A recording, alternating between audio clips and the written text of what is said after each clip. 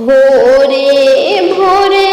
शिव गुरु नमावा के हो जपानी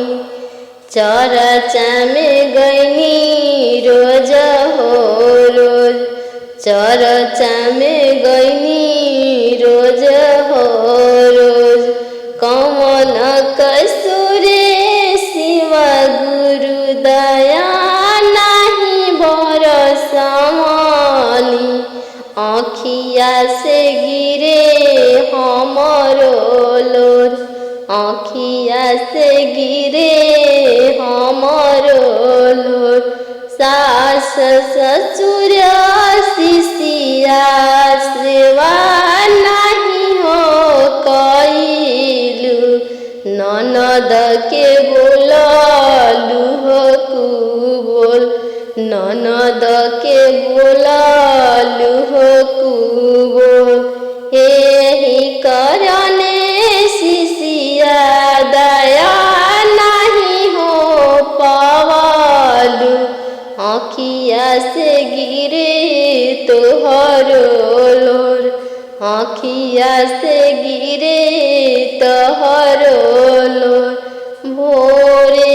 भोरे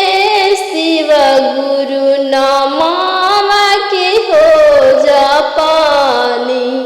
चर्चा में गईनी रोज हो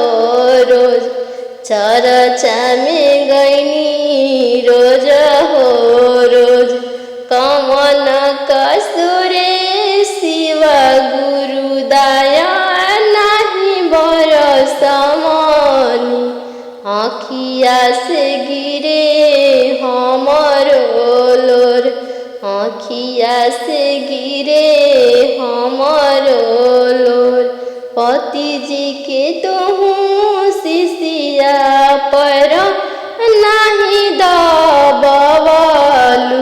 जेठानी के बोललू हो कुबोल जेठानी के बोललू हो कुबोल इहे करना शिष्या दया नहीं हो पावालू आँखिया से गिरे तोहरो लोर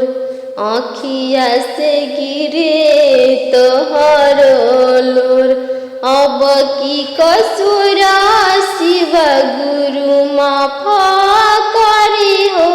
दी हमरा से होई गइल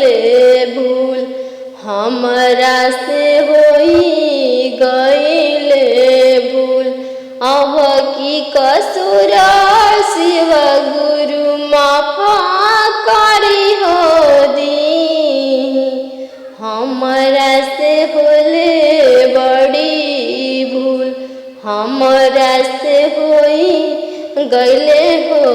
भूल हमरा पे दया बरस दी मोर शिव गुरु हमरा से होई गइले भूल हमरा पे दया बरस दी ना मोर शिव गुरु आँखिया से गिरे हमरो लोर आँखिया से गिरे हमरो